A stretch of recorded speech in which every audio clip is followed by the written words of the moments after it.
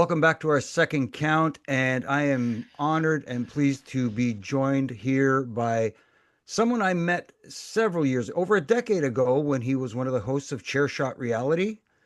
And our friendship grew from there, and we ended up having a little bit of a get together every Monday night on a different podcast with Triple J. Unfortunately, well, maybe fortunately, Jack Farmer can't join us, but I'm pleased to be joined by Justin Labar right now. Justin, how are you, my friend? Jamie, great to be with you. Great to be with everybody else here on this podcast. And yeah, I miss ending and shutting down the Monday nights talking with you. And you and I have a very similar sense of humor, sense of perspective of the wrestling business. So it was always enjoyable. And of course, yeah, lots of great memories. You say a few years ago, it was like more like 15 years ago when we met, which is wild to think. But the Was it time that long flies. ago? Oh my Yeah, goodness. Yes, it yeah, was. I yeah. won't because I I think came the first down I think the there first time we worked together was in Miami for Mania. Was that uh, 28? 28, And I think it we was. did collaboration together. It's crazy. Right. Yeah, with Kyle Edwards. Yeah, I that think the race car Kyle. driver. Yeah. Yeah. Whatever All happened to right. him? I wonder if he did anything with I himself. don't know. I haven't heard anything about him lately. Huh. All right. Well, Huh. let me just do this. You guys stop kissing and let's talk about something really major. I know that you guys at home listening can't see this, but God, should be able to. Justin is wearing the finest clothing right now that I've ever seen in my life. It's unbelievable how he dresses up for the show. He has a Washington Commanders shirt on with a matching Washington Commander hat.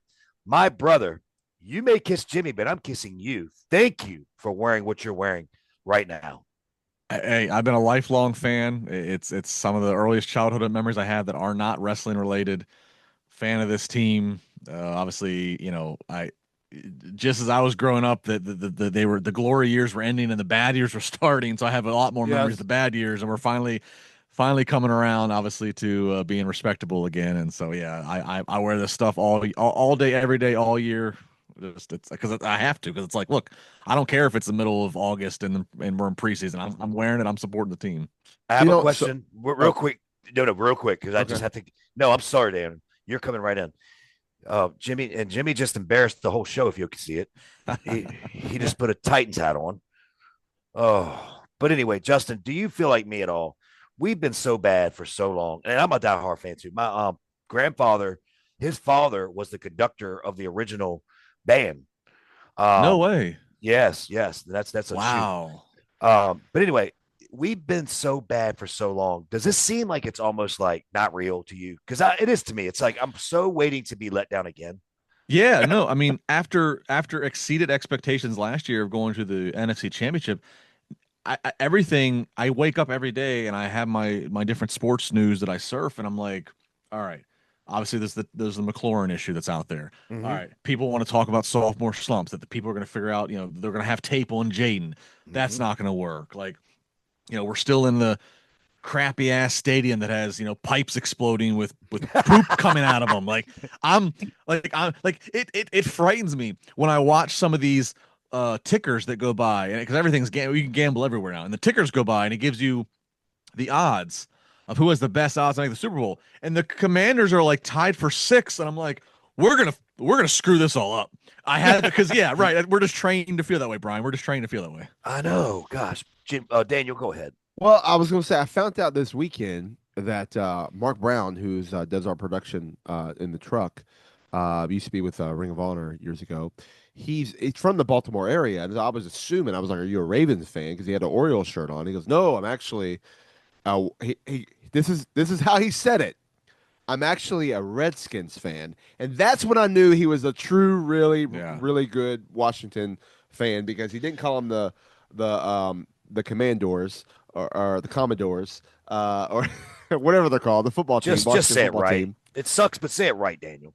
He called them the Redskins, so that's what I was like, wow, you're a real fan. Like he goes, yeah, he goes, I am, but no, he's. I was shocked to find that out, and I thought that was interesting Well, too. that's So I was, yeah. that's very common, Daniel, because so I was born in Landover where the current stadium is, but I grew up in Southern Maryland. I grew up in Chesapeake Beach, Maryland, right on the bay. And but Yeah. that was common. If you, I don't know how old this person is you're speaking of, but like, I was born in the 80s, but growing up in the 90s, there was no baseball team in Washington, so it was very common that and on my local television stations, I got the DC affiliates, but I also got some Baltimore affiliates. So like it's very there's a lot of my friends and peers of my generation that grew up there are Washington football fans, Baltimore baseball fans, because that's just what we had. Cal Ripken was king, and so it's a real common Makes common sense. thing to have Makes that. sense. Yeah. But do you do college at all? You watch I mean, college? I like Maryland and the Terps. Maryland? Support Okay. them. I was, I remember watching them basketball win the national championship in 2001, and I remember going to a game, a football game in the early 2000s. They beat, I don't remember maybe they beat Clemson. They beat a team, whatever it was. The win propelled them to the Orange Bowl. So I mean, I'm a Maryland college fan, but nowhere near the level of the Washington football fandom. Yeah. Justin, before we move on to the greatest sport in the world, Yes. which is professional wrestling, Mhm. I would like to extend a invite to you, and I mean this with all my heart. Um, any Washington game that you would like to go to, my availability is pretty good as far as Sundays go, even Monday. Um, if you would like to take your family with you or whoever you would like to take and meet me, do a little tailgating and go to a game, I'd be more than happy to do that for you and do it with you so we can take pictures and just flaunt how great our team is and how great we are. Nah, Brian, that's an incredible offer, and I'd love to try to dive in and look and see if that could happen. I mean, obviously, if that means I got to take off from a busted open on Sunday morning to make that happen, I don't like to leave busted open too often. That might be one that is absolutely worth it. So I really appreciate that offer, and let's take a look at the calendar. Do you drink? Yes, I drink. Oh, we're going to tailgate for sure, brother. Oh, But I don't think the Bills aren't coming to Washington this year, though, Brian. I wasn't talking to you, RJ. Yeah, but you said good football, though. Oh God. Oh, my see. goodness. All Oh, right. he's starting. No, all I over know. again. I Okay, they'll- let's steer away from the football talk and talk about Uh, what everybody really wants to know. Now, Justin, how's your golf handicap right now? See, that's the thing. I love to golf. It's one of my favorite things to do in my Mhm. downtime. I'm not great. Like I shoot like in the high 90s. I'm not a great golfer, but I always say this. I have etiquette. I can play fast. So like if I am with people who are much better than me, like I'm not gonna hold you up. I'm not a guy that's gonna search 15 minutes for one damn ball. If it can't be found in about 90 Drop. seconds, the ball's gone. It's fine. Yes. So. Did you take the Awesome. stroke though? Did you take the stroke? when Oh you do yeah, that? yeah. Because Of that's the course. thing. Guys that like, and I don't even like even when I'm playing with my friends and they do the whole gimme thing. You make you have a putt that's coming up and they say, oh, it's short enough. That's a gimme. I'm like, I'm not going to get any better that way. Like Mhm. if I was ever on the green and I'm trying to win the U.S. Open and the Masters, you got to make that putt. So I try to shy away from gimmies. Like, yeah, I take the stroke because I want to know honestly where am I at. Like 'cause that's one of my passions away from wrestling and family and everything is I like to golf. I want to get better. I don't ever think I'll be on the tour, but I want to at least try to, by the time I die, say that I shot, in the 80s consistently. No, see, I see, golfed Brian. I See, golfed Pebble Beach last year for my buddy's oh, 40th. see, I'm so jealous. I'm so Wow. It jealous. was See, it was Brian, and it was an see how he awesome would have. Justin would have fit in perfectly with the SmackDown crew. Oh my Because God. when Yeah. we had when we used to tape on Tuesdays and we had a rare Monday off, we would find a course and go wherever we were, rent some clubs, I love that. JBL, Booker, Larry Heck, the trainer, and Chavo, Big Chavo. Show. Yeah, I mean, I like, love that. see, you would have fit right in, man. Yeah, I love that. I love to golf. Again, I'm not great, but I always say I have etiquette. Like I'm not going to hold you up. I won't embarrass you. That's the thing. So now that all of our wrestling fans have left our podcast, um, Justin, I have to ask you a question because your show is actually one of the most convenient for me to watch and one of the most listened because I'm off on Sundays with nothing to do and I listen all day doing chores, Appreciate that. golfing, whatever it may go to the gym, whatever. So, and I love it, man. I love y'all's chemistry.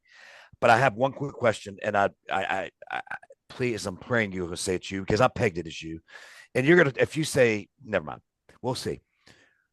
Y'all have, of all the shows, the best music after a commercial. Please tell me you're the one that picks that music. I can't take 100% credit for every single one, but I can tell you this is for real. I have sent our producers a list of music saying this is stuff that's going to sound really good in the opening 15 seconds to come back. Not Yes. all of it gets used by me, but that is something that I actually pay attention to. And our one producer, Zach, who oftentimes is the one who's has to pick that or fire that. I sent him a thing because he even says, and he's I don't know how much younger he is than I am, but he's even said like I don't know if I'm as up to music as maybe other people in my generation. So like I sent him an email where I'm like, here's 50 songs, cross them off when you use them, don't use it again, and then we'll reset and I'll send you another 50. So here's what I think, Justin, real quick. And I'm not trying to hog the floor, guys. I'm sorry. But No. I get excited for y'all to get to commercials because I can't wait to hear that when y'all come back in with what. And I'm just such a music guy, and it keeps me upbeat. What y'all play is my current stuff that I like for the most part. I just love it, and I was dying to ask you that. It was my first question I wanted to ask until I saw you in the Washington Commander gear. But anyway, all right, guys, go ahead. I'm sorry. Well, no, since you brought that up. See, you talked about that's one of your favorite things from the Sunday show, and you and Jay Hood have some. Like I said, you get like Brian said, great chemistry. I love the flow of the show. You guys are very articulate too in the way you present your cases and when you present your analogies. But who came up with the idea of the confessional, the Sunday confessional? Because that's one of my favorite. Refresh my memory. What was the one you had this past week, if you remember? This past week was me not liking the work shoot. I don't that term makes no sense to me. Thank you. I was having breakfast with Audra. We had a late breakfast. We were sitting there, and when you went off on that, because I had it playing in the background, I felt bad because I shushed her. I said, "Shh, hold on a second." And when you went off on that work shoot thing, I was like, I popped huge. Yeah, it doesn't make sense to me. It's like if it's something scripted, it's a worked. If it's something that's not, it's a shoot. If it's something spicy but it was scripted, it's just a really good work. This is not a real like. Let's just agree on the language we've all have here. It's not real hard. I've never understood. It's a work shoot. No, it's one or the other. What is it? Yeah. Yeah. Right. So Justin, though, let me ask you this. That's like tweener. That's like a tweener. I hate tweener. I hate tweener. Oh, good Lord. So Justin, let me ask you this though. I've always used it only in one terminology of work shoot for one angle. Okay. Mm-hmm. One I'm very, very familiar with, which was the Montreal screw job. I believe it was a work for some people and a shoot for others. That's when that word works. If you can talk me out of that, cool. I guess the difference I have on that is I always apply people labeling something as a work shoot to a promo. I never really actually thought of it in the lens of an entire, I don't even want to say angle, but just an entire situation playing out. Right. You're not wrong in what you literally say, because you're right. Some people were in on it and it was presented as it's part of the script of the show, and then obviously more people than not were not in on it. So I think in that application, I can't argue with you, Brian. I think I always hear it from people when they hear a promo, like, oh, that was a work shoot. It's like, again, if the company didn't turn, everybody goes to CM Punk's pipe bomb, right?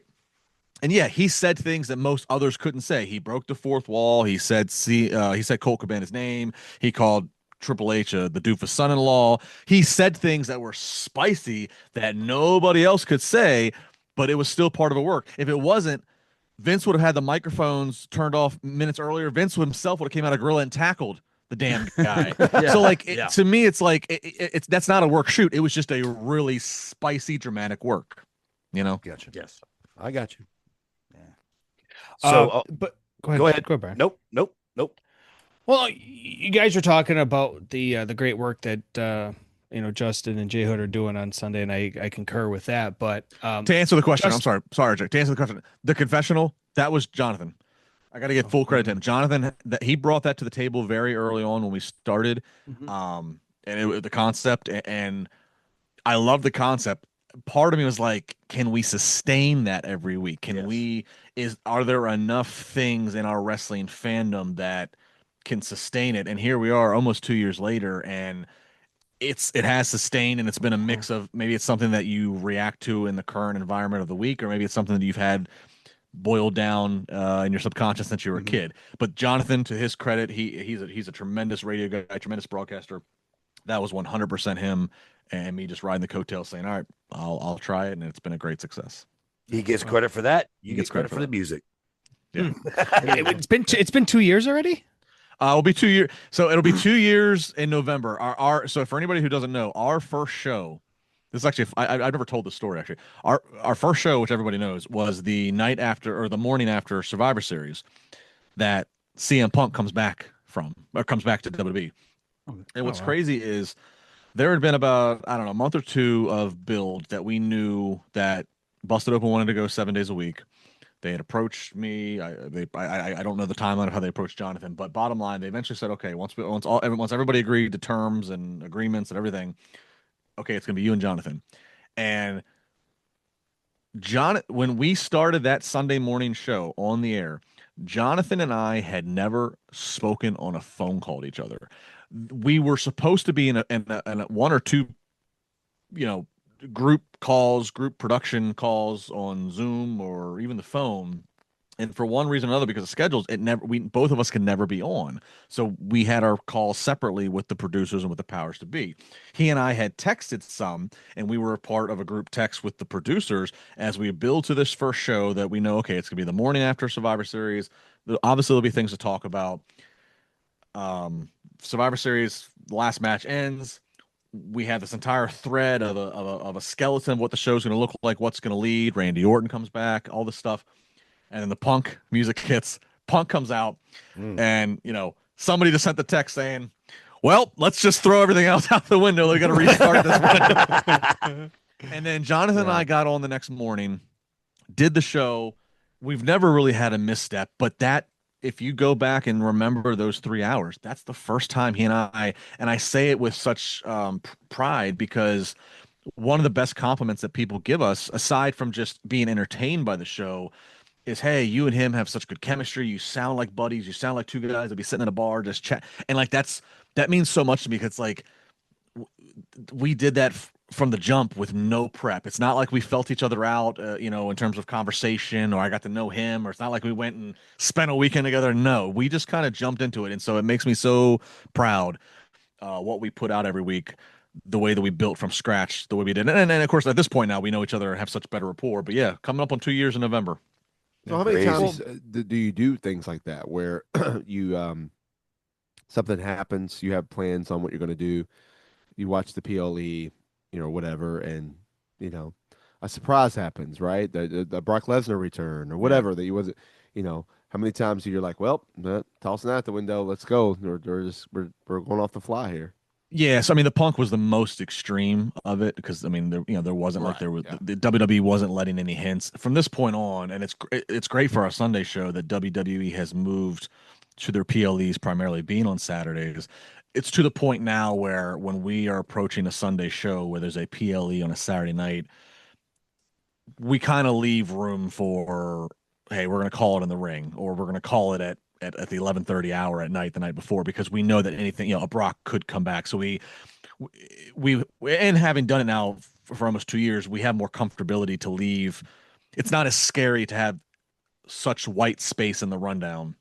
Going into that first show, that was scary to think about, like, not having certain segments filled out, because again, we hadn't done the show yet. But now we've done it so much and we trust each other, we know we're going to get through it. We have more comfortability to where even if it's just he and I texting and we say, hey, we know we're going to probably lead with this unless something bigger happens, but hey, maybe hour two is kind of a mystery.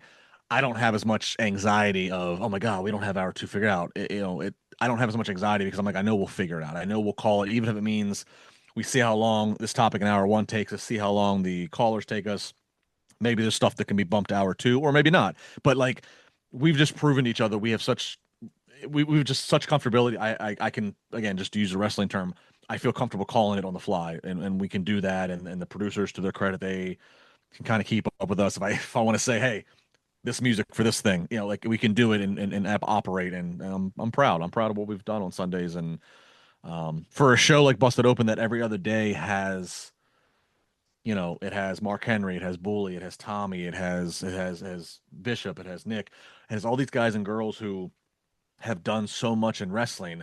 I've had the privilege to work in the business in different capacities, and I've had the privilege to even get in the ring in certain smaller capacities as a manager, but nothing that nothing that's done what any of those guys or girls have done. So the fact that we can be a show where essentially it is just two fans at heart, and we can deliver something that's entertaining and be just a slightly different tone or slightly different flavor, and it's sustained, means a lot to me. Because look, the show was 6 days a week. When they said we're gonna go to 7 and we want it to be you and Jonathan, I'm like, great. I know that I can bring it, and Jonathan can bring it, but it's also like you hope the fans are with it. But hey, we're not guys that have been on WWE or TNA or AEW.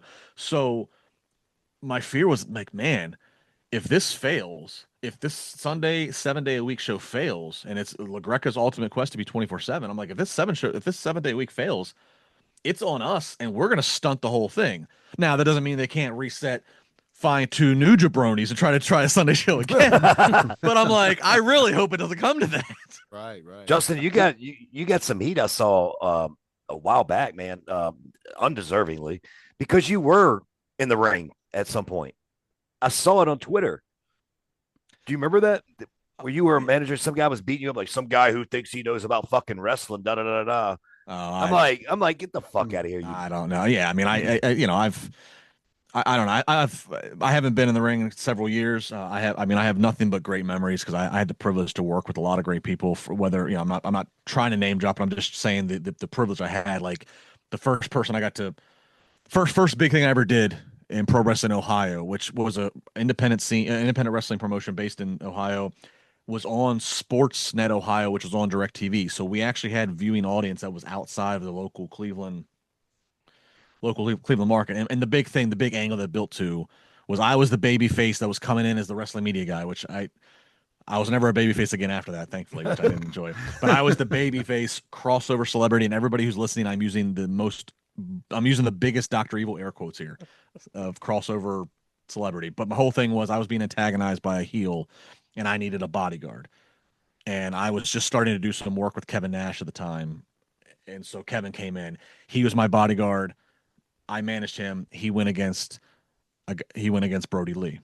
Mm. And that was in front of 3,000 people in an pay-per-view in Jacobs Pavilion in Cleveland. And after that, I did a lot of heel managing here in the Western PA and down through Georgia. And I managed RJ City first. And then Wardlow came in. He was a green guy who hadn't had a match, so he was my heavy. And so I managed him for a lot of great years. And I've got to work with, a lot of great guys. And it's been a privilege. And it's been, I'm not fully trained. I would never ever claim that because I never did the dues and the commitment that the guys and girls do in terms of working a year and a half training, the money, the commitment. I never did that. I was always kind of trained in the moment on the spot. If I knew I was going to be working a thing with Matt Hardy, I would train for a week or two. But hey, how do I take the bump of the twist of fate or what have you? But all that being said, I've loved getting to do that stuff. And yeah, I mean, when some people, if they see the clips and they just dismiss me, I'm like, whatever. Like you 99 out of 100 times, I know that person who has no damn profile picture of themselves. I know you would not come in the room and have the balls to even try to do this in the ring. So just shut up. Whatever. You mean the Pokemon emoji? Yeah. Isn't over or whatever. I have a rule. Profile I do not reply if you don't have a picture. If I can't identify your ass in a crowd, I'm not replying to you. That's just my rule. Don't blame me. I should try that. That's my rule. I just had too much fun. But you brought up a name that's very interesting to me, and I don't understand why he is not more prominent on AEW television as RJ City, because he is so damn entertaining, and he's such a smart guy when it comes to the business. Like you said, you've worked with him, so you got to experience it close and up close and personal. I don't know. I'm just throwing that out there. It was just. Yeah, I mean, he's having a blast doing what he does. RJ's so creative, so he's having a blast doing what he does. And RJ, if he hears this, I think he knows what I mean by this. RJ was always a guy who was a smart worker. Yes. He wanted to entertain you to the utmost of his ability by taking the least amount of bumps, which that's the magic sauce, right? That's the longevity. He would sing himself to the ring.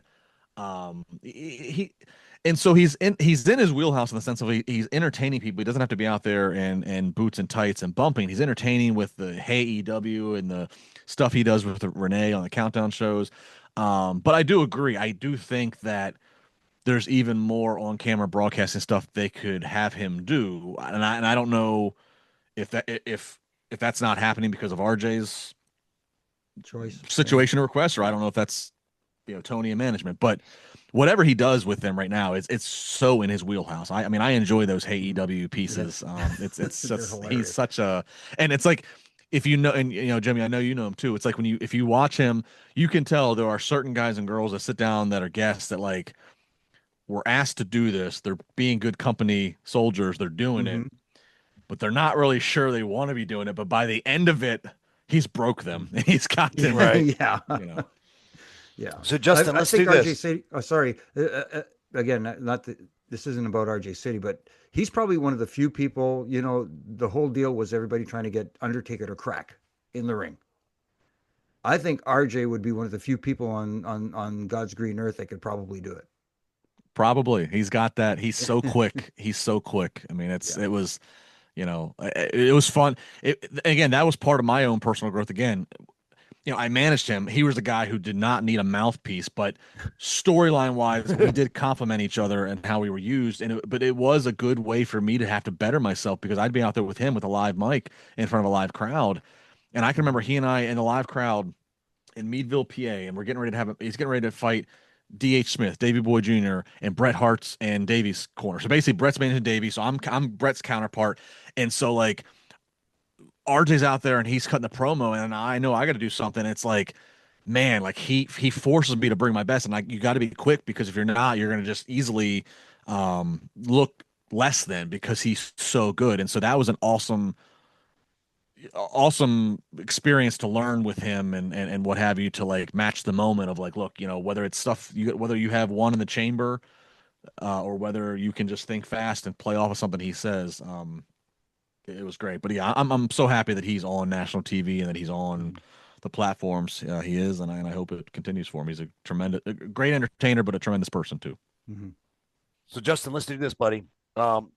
We have a lot more stuff we want to ask, obviously, and get to. And when we bring you back in our third count, we're going to do that because I know that there's going to be a round table of questions for you. Some you may not like. I thought we What? I thought we changed the format. I didn't know we had a third count with Justin. Did we keeping him on the old format? Oh, what are you going to do here then?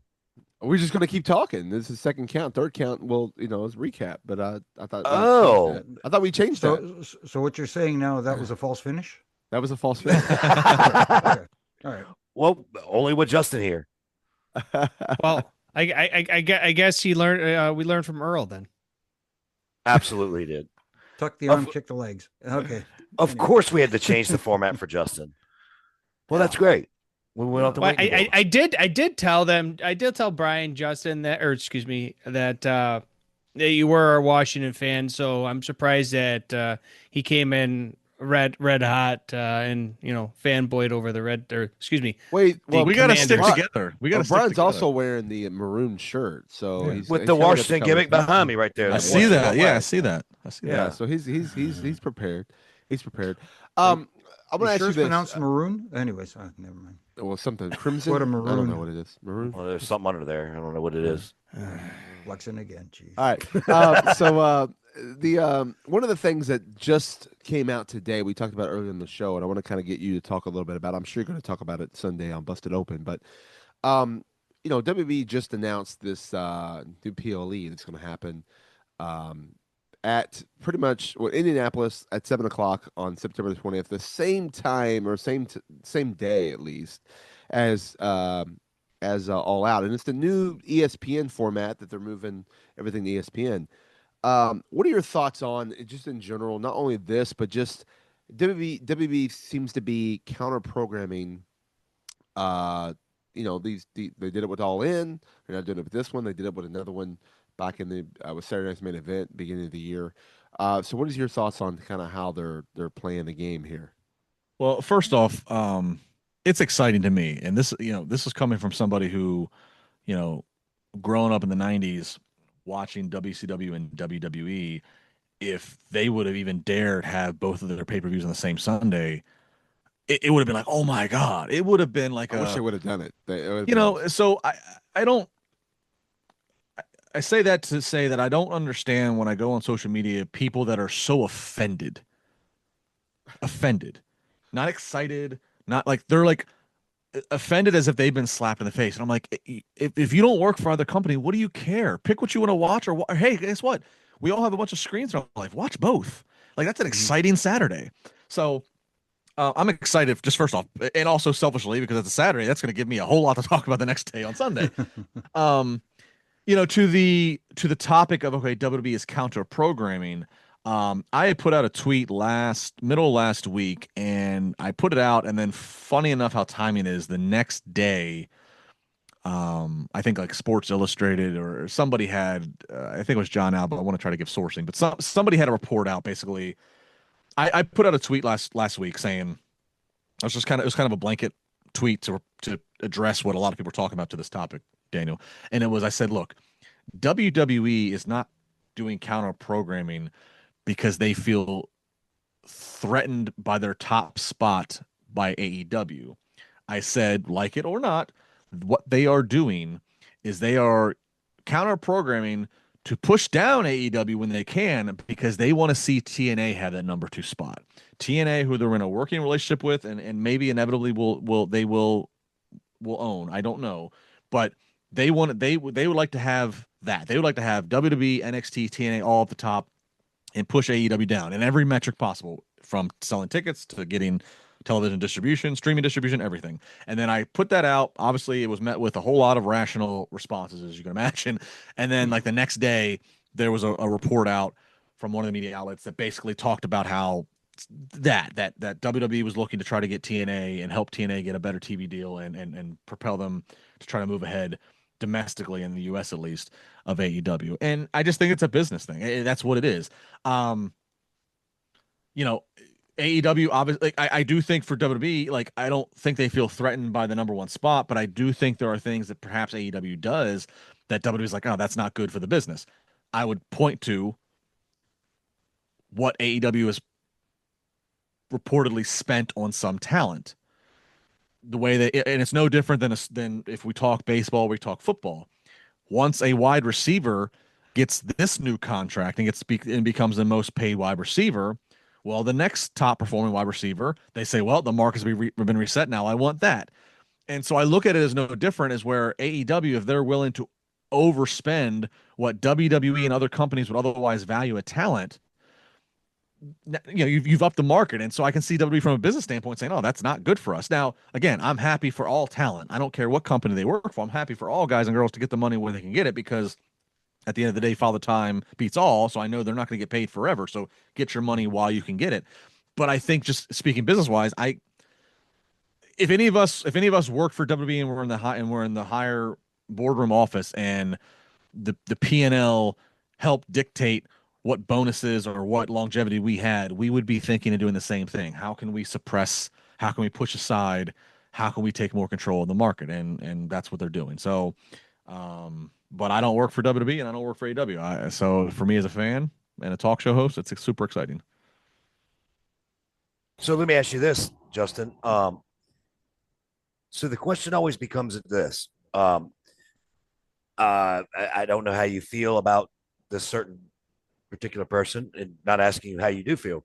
But there's always reports from a certain source, which is Dave Meltzer, about ratings and all that kind of stuff, and how AEW was either beating or equal to when you put in the max numbers and all this kind of thing.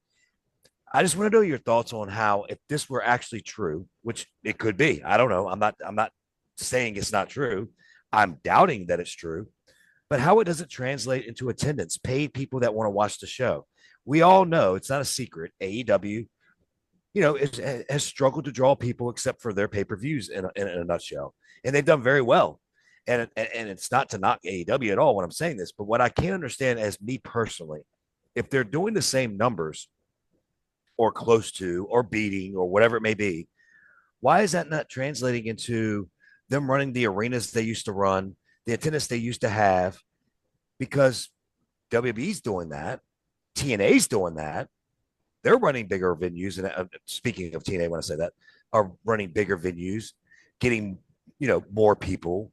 I just don't know how that translates. Is there something you can add to that, or weigh in Well, on? I don't think the television numbers that Meltzer quotes, and this is for both sides, AEW and WWE. They don't make sense. It's such the way that they're gathered is such an archaic method that, and Jonathan and I sometimes talk about this on Busted Open. And Jonathan, just for those who don't know, aside from Busted Open, Jonathan's been in the radio business for over 30 years. He's on ESPN Chicago Morning Drive. It's the official radio station of the Chicago Bears. So Jonathan has been in the business of broadcasting for a lot of years. And he and I was talking about it. The way that the numbers are gathered for television and radio is archaic.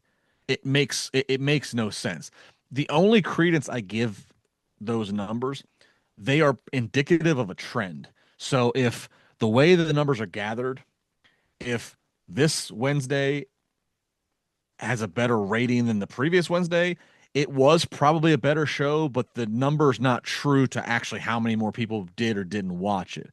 And this also applies to WWE, to the WWE numbers, at least pre Netflix, as Netflix has changed the game. But when they were back on USA, it was the same thing. I didn't take any of the ratings that Raw got as a true number. I could just use it as a trend to say, okay, well, this Raw obviously hit better than this Raw.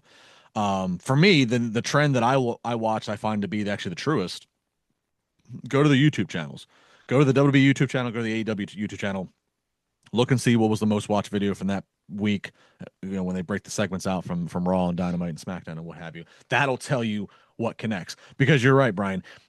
There's no logic in saying, okay, they're maintaining close to year-over-year TV ratings, and Max numbers not included, so there must be a whole bunch of people from Max, but yet they're going from running NHL and NBA arenas to running auditoriums. And by the way, I like that they run the auditorium because it's like I'd rather you sell out a 3,000 person venue and it make it look really tight and really packed and really loud than tarping off 75% of an NBA arena. Right. So, and obviously the expense that probably comes with running that arena versus the smaller auditorium. So, yeah, I don't take much credence in the numbers. I think, and I understand. Okay, there's max streaming numbers. We don't know, but it's like that's ridiculous to me. It doesn't. Mm-hmm. If all of a sudden, and first off, if all of a sudden when they simulcast on Max, if all of a sudden that was like, if that knocked down like some 500,000 person wall every week, they would have seen some demand by now because they've been on Max now for what, 8 months. They would have seen some demand and they would have moved back to bigger venues week to week because they said, oh, we have all these people that have discovered us via Max. There's more demand now in these cities. We need to go to the next, maybe not an NBA or NHL arena, but we're going to go to the secondary scale arena or venue. But they're not doing that. It's so like, I don't take the numbers for any credence. It's the reality is year over year, which is always something that is important in business, because every part of the year is different. But how did you do in August compared to last year? Like year over year, there's a skew down. And again, the skew down can be weird because of how they gather TV numbers. It can be weird because more people are cutting cable or moving to different things. But bottom line, live attendance is the number one. That I was taught that in wrestling. That live attendance is your number one metric. How many people are going to come and pay and sit their butt and watch for 3 hours? And that's the number one is the live attendance. And so, they get it, as you mentioned, for the pay-per-views. They can get 10,000 people for a big pay-per-view, and they usually deliver. Granted, I think it's way too long of a show, but people are getting the bang for the buck. But when it comes to a week-to-week Dynamite or week-to-week Collision, live attendance speaks it all, especially, and it's not like they're running, small markets. They're still going to Chicago, and they're like, that was their bedrock place, Chicago, and they're not running, anymore. No, or the first Dynamite was DC, where the Capitals and Wizards play. Now when they go back to DC, they don't even go to where the WNBA team goes to. They go to a music venue. It's like, what? What? Well, that's what I'm saying, Justin. The thing is, like it doesn't make sense to translate it like that. You know what I mean? It's such. I don't know. I don't know, Dave. I don't know, but like his continued reporting on his numbers again, it's just archaic. I don't. It makes no sense to me. The gathering of it doesn't make any sense to me. I ignore the Meltzer math. It's worse than Steiner math. But here's the issue I have, Justin. I don't know if you do too. Is when people keep talking about the numbers. Now I understand from a business standpoint you were concerned with the numbers because it dictates how you're going to conduct your business. You want, you're getting feedback off those numbers for sponsorship, for TV deals, whatever the case may be. Why is it so important for fans to get involved in this argument back and forth about it. Why should they care if they like the product? Does it matter? Look, I don't care what the numbers for Big Bang Theory are. I don't like the show. I don't watch it. Guess what? They do fantastic numbers, but for me, that's not my wheelhouse, and I don't care what they do. And the shows I watch that I like, should I be concerned about the numbers they get instead of just enjoying the show? So the fans split amongst the, I mean, I don't know. We all do the hypothetical of like, what if social media was around during the Monday Night Wars, right? But I think what we have to keep in mind with the fan with a lot of the fan reactions today is the timeline of events in which this competition of WWE and AEW unfolded. And what I mean is, when AEW launched in 2019, WWE, while making a lot of money off their TV deals and off of all their different distribution deals, they made a lot of money. And obviously, I'd be remiss if I didn't mention the Saudi Arabia deal. But in 2019, the week to week product was bad. Yes. I mean, they would roll out. You'd get the same match 6-7 weeks in a row on Monday Night Raw, and it was not a best of seven. It was just, we're going to keep rolling it out, and it was like, oh, nobody's going to notice. And there was good talent. This was not a knock on the talent. The talent was there. It was just they were just giving crap. So in 2019, it was like there was such a thirst for something different on a major scale. Yes, there were a lot of indies, and you could go to Triller and you could watch on different platforms. But in terms of something that was on, national cable, like, and so when AEW launched, it was like a breath of fresh air for something that had money behind it, that had some Yep. recognizable names. Jericho's on it, Jack Swagger's on that first show. Then you're seeing some talent that maybe you haven't seen that are interesting, like you're seeing an Orange Cassidy, which I'm not saying I fully embrace his gimmick, but I never seen anything quite like it. So just breath of fresh air.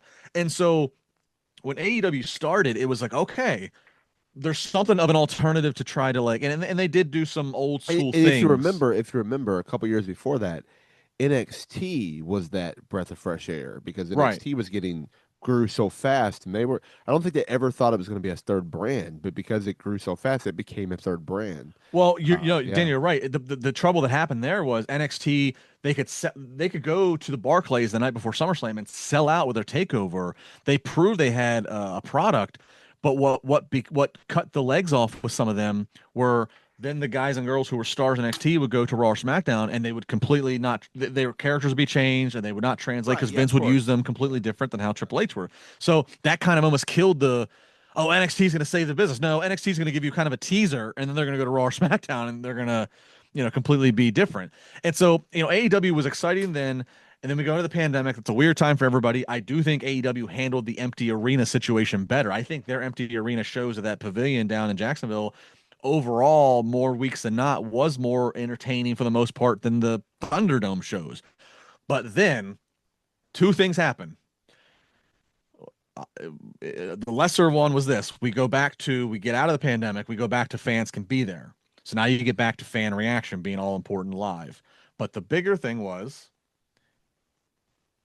Vince goes away, and now it's a whole new. So all this to say is, what happened is it started out as people who, like, you watched AEW in one of two things. You either watched AEW and you were a WWE fan for life, and you went, all right, well, it kind of sucks WWE's just down right now, but hey, I'll try to give this thing a chance, and I just want to be entertained. And there's some guys and girls that I've seen before from WWE, and there's some new guys and girls that give a chance.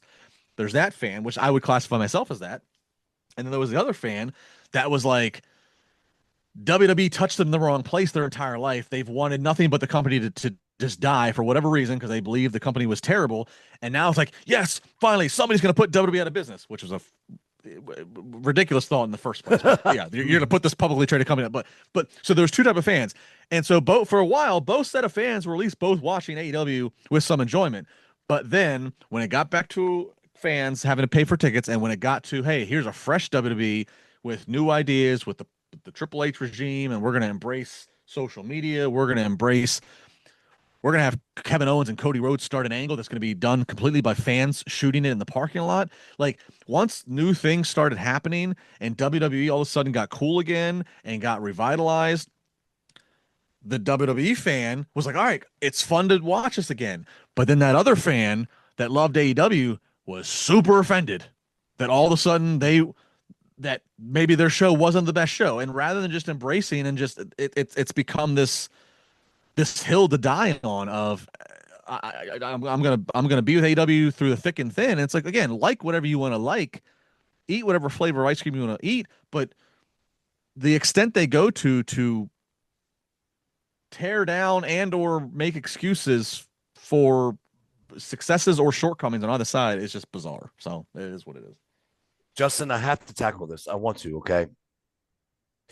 I don't know what your take is on this, and I can't wait to hear it. I am a not into technology at all. Okay, at all, and I'm sure you are. This is your job to be. This app fucking bullshit is driving me insane. Okay, I'm the kind of guy who's used to. I'm not cutting the cable because I think everybody's coming back to the cable, and eventually they're going to shove it up their ass and hope they get some fucking signal. But like, to me, here's what bothers me, and I'm I'm sorry to be so angry. And by the way, I like the way that you like to keep control of yourself until you get angry, and when you get angry and drop F-bombs and shit. I love it. I'm hoping this does it for you. Very, very Canadian of you, Justin. I know. Control, eh? I want to get it out of them, eh? But Justin, these apps are so fucking stupid. People do not realize they're going to spend way more money than they were spending on the cable. Like, and it makes the viewing pleasure very awful. So if there's like Monday Night Raw is on and you got to go to Netflix, but you want to watch the Monday Night Football game. And I know Daniel has said something before. God, Daniel, he's so smart because he's so technology savvy. God bless him. I'm not. Well, you can have multiple TVs. You can do this. Fuck that. I have one TV. I have one TV. And I want to flip during a Raw commercial or even pause and go. I got to get out of the app, then go back into the motherfucker to watch the next fucking game or the next play. You know what I'm saying? Like, I don't get what people are getting here. Can you make this better for me, or can you just tell me I'm right? Do one or two things. I mean, I gotta say this. I cut the cord of cable a couple years ago, and you're right. You still have to pay for internet, and then you still have to pay for the apps. I went to YouTube TV. I wanted something that was the closest simulation to my TV guide, and YouTube TV kind of gave me that, and it gave me the Sunday ticket, so I could watch Washington football and everything. Like, so this didn't make you angry. All right. Fuck nah, it didn't make me angry. I didn't because well, here's the biggest thing I'll tell you. Here's actually what I love about, again, I'm giving a plug to YouTube TV, even though they're not paying me. Here's what I like though. They're not paying us either. Yeah. What I like though is that I can access obviously my account from my computer, from my television set, or from my cell phone. And so it's nice that I have my things that are going to record sports or otherwise, and I can access them at any point where I couldn't do that with my cable necessarily. Right. So, and yes, I'm paying for YouTube TV. I'm paying for internet. I'm paying for Netflix, paying for whatever. Even still though, it's still just slightly less. The only way I was going to get a lower cable bill before I cut it was I was going to have to completely cut my cable provider and go to a different one and do the whole, hey, I'm a new customer, give me the new 2-year intro deal. And I just wasn't going through all that fucking hoops. So I was just like, whatever, I'm just going to move and I'm just going to stream. And, it's been fine for me. All right. So Justin, hold on. All right. So you pay for YouTube TV. Mm-hmm. Roughly. I'm not trying to get in your bills. I'm just saying. $80. $80? Yeah. A month? Yeah. Okay. Internet? 120. Okay. We're now at but I have the souped up internet because obviously I live my life. Right. Okay. Because Talking, my so- internet's nowhere near that. No, I have the internet. I have the internet to where, like, if the apocalypse comes, I can still do busted open. Type of Okay. thing. Mine probably crawls like a turtle. Yeah. From And the I don't even Labar know bunker. it. Yeah. Right. And then, of course, you have Netflix. Yeah. Do you have Max? No. Peacock. Yes. Peacock is. I also have a thing. Through my. I don't know what Peacock is. I also have a thing though where, like, ESPN, Hulu, Disney, all of it's bundled through my work contract cell phone that gets paid for. So Okay, but that you don't count though because that's not cool. I mean, think about what I'm saying though. I Yeah. mean, my God. Yeah, Is but that again, one thing- but is you that know. one thing you see happening in the future? Sorry to cut you off. I didn't mean to cut you off, but the cable Well, you providers, did. You like, cut me off of I my know rant. I did, but I didn't mean.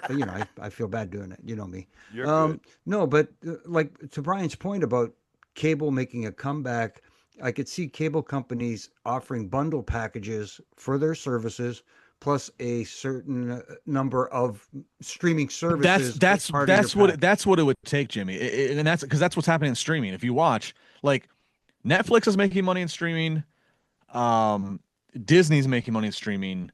Like, after that is a huge drop off. And that's what it's like. That's why we're seeing all the consolidation of where, like, all of a sudden, okay, now Hulu's under the tent with Disney. ESPN's there. They've always been with Disney. Okay, now Paramount's there with this. Like, HBO Max now has Discovery. Like, they're all trying to come under one tent together because they realize they don't have enough force individually. So that's what it's going to continue to be. Is at the end of the day, it's, at the end of the day, the streaming is going to play out a lot like how pro wrestling played out from the 80s into the early 90s. Mhm. Whereas everybody thought they could be their own individual territory. At the end of the day, a bunch are going to have to band together, and it's going to come down to where we're going to have basically two, three at max. I don't mean HBO Max. Three at max streaming services, and everything else. That's what it's going to take. It's going to take, Right. Netflix is going to have this, plus these two or three properties underneath of it they're going to buy. You're going to have Disney. It's going to have this, ESPN, and this property. That's what it's going to come down to. Because at the end of the day, the smaller individual, pay $4.99, they're not going to survive. They're not going to have and they're not going to be able to produce enough content to keep people around. So at the end of the day, I predict by the time we get to 27, 28, there's going to be two or three streaming options, and that's going to be that. And you're going to and you're just going to pick whichever one has the library that falls underneath. If you're a sports fan, you're going to definitely have the ESPN. It's going to have that. Plus, if you're a dad who likes sports, you also have kids, the ESPN's going to be great. You're going to have ESPN, plus you're going to have Disney. Yeah, and then go accordingly to whatever it is else you need. I still don't think you're going to save any fucking money at the end of the day. It's going to be the same shit. I mean, Well, I don't know. And what about channel surfing? Can you channel surf? on YouTube TV, you can. But again, I wanted an experience that was as identical to the old-fashioned cable guide as possible, and YouTube TV gives you that. Go ahead, Daniel. I know you're biting. I know you're No, I biting. mean, I'm under the impression though that I know that with ESPN, if certain providers, you have it, if you have the ESPN package, you're going to be able to get the new streaming ESPN. But I think YouTube TV is not one of them yet at the time. But Right. it could Right. become one due Right. next contract negotiation or whatever. Right. But Yeah. So it's and how about this fact? How we all thought the ESPN WWE deal was going to start in 26, and they're apparently WWE's fulfilled the obligation to Peacock, and so now Yeah. the second night of SummerSlam and the Evolution PLE, they fulfilled the Peacock, so now they're gonna launch this counter show to All Out via ESPN, and I wouldn't be shocked if it's on the ESPN, the new direct to consumer, but I wouldn't be surprised if you go to ESPN or ESPN2 and you're on Brian's linear cable guide and you can see it. What a knockout punch that would be. it would be a knockout punch. Now I will say this: It better be. By the way, we're- Daniel, it better be. He might be right. as we're recording, I know we talked about it earlier on the show with you as well as before you hopped on, but now WB made a new deal with Peacock, so now they're going to air Saturday Night's Main Event, a multi-year deal. 2 Saturday Night's Main Events will air on Peacock only, not on NBC though, the rest of the year, and then some other additional ones throughout probably includes, like, I'm assuming includes NXT or whatever, but that's gonna happen. So there will be more things on Peacock down the road. Well, they're still gonna have Peacock because, as you said, Saturday Night's Main Event on being on the old fashioned NBC, so it's gonna be there. And then look, Peacock still has the library until we figure out what's happening with the WWE Network library. Right. You're gonna play nice with them until you have somebody come in and say, "Hey, I'm gonna give you more money, move the library over here." Right. So. Yeah, for sure. Well, I'm sure there'll be some total nonstop action on Peacock without question. I don't put it past it. All right, so No idea. Justin, I want to ask you one more thing before we get out of here. Yeah. We're supposedly on a time show, and of course, we changed our format with you, and we're changing the time with you, and that's a good thing. I'm hoping we can have you back because I mean, this has been fun. What are your thoughts on this TNA possible TV deal? I mean, do you have a way of which way you're leaning? Is it an app? God, if it's an app, I swear I'm so done. Well, technically, it already is an app. Technically, you have well, TNA Plus. TNA Plus. Well, I get that. Never mind. I get that. Okay. What are your thoughts on that? And also, kill the rumors of them going head to head if they got a TV deal with AEW. I mean, that would be astronomical, stupid. I mean, I'm not gonna. I mean, I don't know. I have no insight to that. I mean, it would be it would be a bold move if they decided to do that. But to the first part of your question, Brian, yeah, I mean, like they're gonna get. I'd imagine, and again, that's where WWE's came into this whole thing, is that they're going to help shop TNA. My opinion, this is not, I don't know anything. It's my opinion. They're going to help TNA get two things, both under the guise of distribution. They're going to get them somewhere where they are on something of traditional linear television, whether that is on your cable guide, Brian, or whether that's on my YouTube TV guide. It'll be on somewhere, whether that's CW or whatever it may be. They're going to get there, so they're there in the traditional TV space, and then there'll be a streaming component accompanied to that. Whether that channel has a streaming partner, like the way that AEW has, being on TNT and TBS, and they have Max, but there's going to be both. I have no doubt about that. WWE is going to get TNA set up to where they are on the traditional linear space and they have a streaming component. You know, I know some people have said, "Hey, maybe TNA gets on to Peacock." I don't know. That's just kind of a lot of rumor speculation, but I have no doubt that WWE is going that is their big stake in the game. They're going to help TNA get the best distribution they've had since they were on Spike. And that was 15 years ago. Man, that's gonna be hard to do, huh? Yeah, it is, but now more than ever. And again, WWE has if they're there in the corner with TNA, even if they're not owning TNA, if they're still there as a partner, the fact that WWE can pick anybody, the fact that they can have any of their talents that are so recognized make an appearance 1 week or 2 weeks or whatever on TNA, that's a huge, huge boost. That's a huge thing that you have in the pitch, in the presentation in the boardroom to said future distributors. Say, look, Rhea Ripley, you've heard and seen about how big of a deal she is in the women's division. We'll have her on. We'll promise her she'll be on 5 episodes in that first year. Right. Pick a different name. And then they can do that. And we see it to a lesser extent with the mid cards and the tag teams and some of the women, but that they could do that. They could pull out the heavy hitters and say, look, here's, you've seen I don't know if they go as big as Cody or whatever, but like they could just take names that have certain mass appeal and say, look, we'll help them tell and bring the audience over here and tell them it's okay to watch this tier on Thursday nights at 8 o'clock. That's a huge thing. And so I have no doubt that by the time we get into 2026, that WWE will have helped prop TNA up. Good for them and good for the business that they'll have a better distribution deal, which they should, because I love watching TNA's product. Oftentimes, Jonathan and I talk about there are matches that we nominate for match of the week, and I'm like, you do, yeah. I know that more people didn't see this, but they should have. But I'm not going to not nominate it because they didn't see it. I'm going to nominate it because it's a damn good match and go out of your way to find it. Yep. So, well, Justin, man, I'm sorry, man. I really hate this part. I really do. I know you probably love it. You're ready to go eat dinner or whatever. But bro, it's been a pleasure. I really do want to get you back on. For sure. You're awesome, and I feel like it's personable because, like I said, your Sunday show is the easiest one for me to watch. It's one I wait for because I'm off. I have my downtime. I want to listen to something. I don't want to hear anything else. If that makes any sense. That's wink, tremendous. Wink. Again, I mean, the show busted open 7 days a week, and now with the channel being 24/7, there's other shows on. So that's a huge compliment. 'Cause again, I know that we're 1 day a week when you could be listening to, Bully Ray, Mark Henry, Tommy Dreamer. There's so many other great voices and knowledge and have experiences that I could never tap into. So if we can just offer something of our own flavor on Sunday that makes you excited, that's a huge win and a huge compliment. Thank you. It One definitely quick does. question, though. I know Brian's pushing, we're against the clock, but has Drake from LA, given you hope that wrestling fandom has come back to what? Yeah, I know it's fun. It's fun. I love that kid.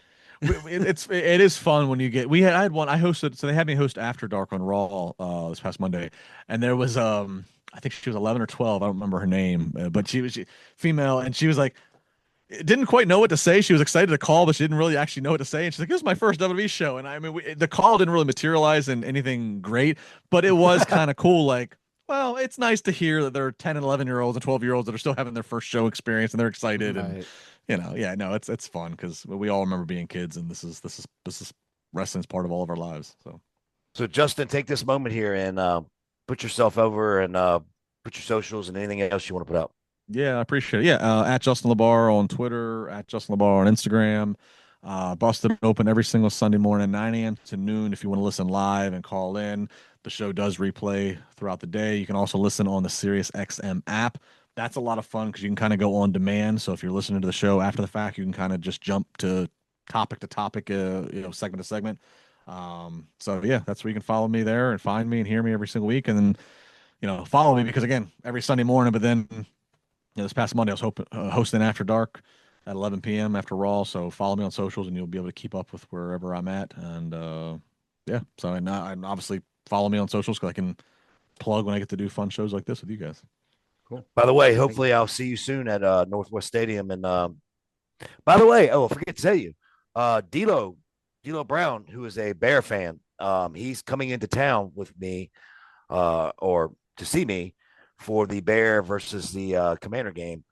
By the way, Nice. if that's something you want to partake Yeah, in. we have to look at the calendar, man. I really appreciate that invite. I'd love to take in the game and get to hang with you and throw a few back and enjoy the burgundy and gold.